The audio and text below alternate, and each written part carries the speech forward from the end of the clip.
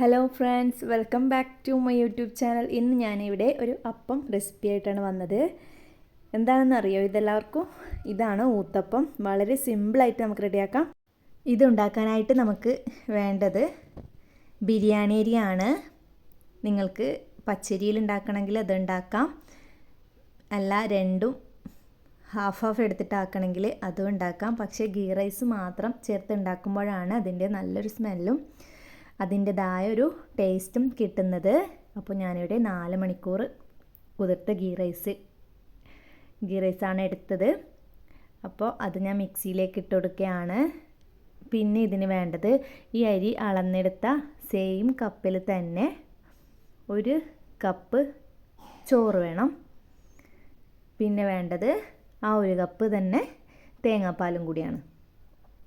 Correct ഈ 1.5 കപ്പിന് correct അളവാണ് ഈ 1 കപ്പ് തേങ്ങാപ്പാൽ. എക്സ്ട്രാ വെള്ളമൊന്നും ആഡ് ചെയ്യണ്ട. അപ്പോൾ ഞാനതിലേക്ക് പാലും കൂടി ഒഴിച്ചെടുക്കുകയാണ്. നമ്മുടെ തേങ്ങാപ്പാൽ ഒഴിച്ചു കൊടുത്തു. പിന്നെ വേണ്ടത് 1/4 ടേബിൾ സ്പൂൺ ഈസ്റ്റാണ്. ഇതെല്ലാം കൂടി മിക്സിയിലിട്ട് നല്ല സ്മൂത്തായിട്ട് അരച്ചെടുക്കണം. എന്നാൽ നമുക്ക് അരച്ചെടുത്തിട്ട് കാണാം. മാവ് ഞാൻ അരച്ചെടുത്തിട്ടുണ്ട്. ഇതാ നല്ല പേസ്റ്റ് പോലെ കിട്ടണം. ഈ ഒരു അളവ് തന്നെ മതി നമുക്ക് മാവിൻ്റെ. എക്സ്ട്രാ വെള്ളമൊന്നും ചേർക്കണ്ട. ഇനി ഇത് ഉപ്പ് ഇട്ട് കൊടുക്കുക. ഇതിനാവശ്യമായ ഉപ്പ് ഇട്ട് കൊടുത്ത് നല്ലപോലെ മിക്സ് ചെയ്യുക. ഇത് നമുക്കിനി റെസ്റ്റ് ചെയ്യാനായിട്ട് വെക്കണം. മാവ് നല്ലപോലെ തന്നെ പൊങ്ങിക്കിട്ടേണ്ടതാണ് നമുക്ക് ഈ അപ്പം ചുടാൻ. ഞാനിത്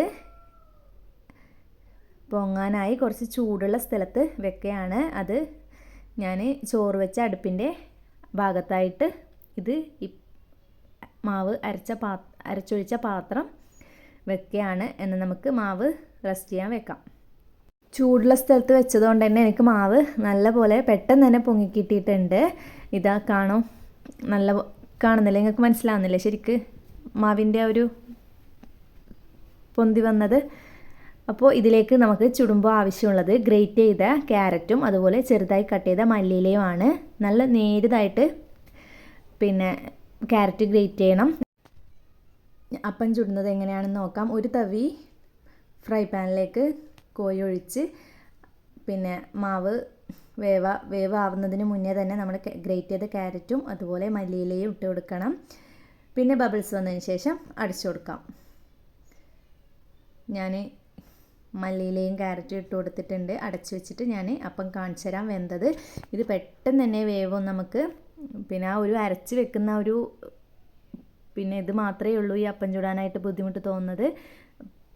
ഇത് വെന്ത് കിട്ടാനായിട്ട് 1 മിനിറ്റ് തന്നെ ശരിക്കും വേണ്ട, അത്രയും ഫാസ്റ്റായിട്ട് നമുക്ക് വെന്ത് കിട്ടും. അപ്പോൾ ഞാനിത് അടച്ചു വെച്ചിട്ടുണ്ട്. നമ്മുടെ ഫസ്റ്റത്തെ അപ്പം ഇവിടെ റെഡി ആയിട്ടുണ്ട്. ഞാൻ കാണിച്ചു തരാം. ഇതാ ഞാൻ എടുക്കുകയാണ്. അത്രയും സോഫ്റ്റാണ് കേട്ടോ കിട്ടി. ഞാൻ പറഞ്ഞില്ലേ ചൂടുള്ള സ്ഥലത്ത് വെച്ചതുകൊണ്ട് നല്ല സോഫ്റ്റായിട്ടാണ് കിട്ടീന്. ഞാൻ അപ്പം മുഴുവനും ചുട്ടതിന് ശേഷം ഞാൻ കാണിച്ചു തരാം. പിന്നെ എളുപ്പത്തിൽ ചുട്ടെടുക്കാൻ പറ്റിയ ഒരു ഐറ്റമാണിത്. എല്ലാവരും ഒന്ന് ഉണ്ടാക്കി നോക്കുക. ബ്രേക്ക്ഫാസ്റ്റിനായാലും ഡിന്നറിനായാലും ഒക്കെ ഏത് കറീൻ്റെ കൂടെയും നമുക്കിത് തിന്നാവുന്നതാണ്. അപ്പം ഇവിടെ ചുട്ട് റെഡി ആയിട്ടുണ്ട്. കാണുമ്പോൾ തന്നെ നിങ്ങൾക്ക് മനസ്സിലാകുന്നില്ലേ അതിൻ്റെ സോഫ്റ്റ്നെസ്? അതുപോലെ തന്നെ അത് തിന്നാനും വളരെ എളുപ്പമാണ്. ഒരു ചവക്കാനുള്ള ബുദ്ധിമുട്ടൊന്നും ഉണ്ടാവില്ല. അപ്പോൾ എല്ലാവരും ഈ അപ്പത്തിൻ്റെ റെസിപ്പി ഒന്ന് ഉണ്ടാക്കി നോക്കുക. അപ്പോൾ ഇനി വേറൊരു ഡിഷുമായി കാണുന്നത് വരെ എല്ലാവരോടും ബൈ.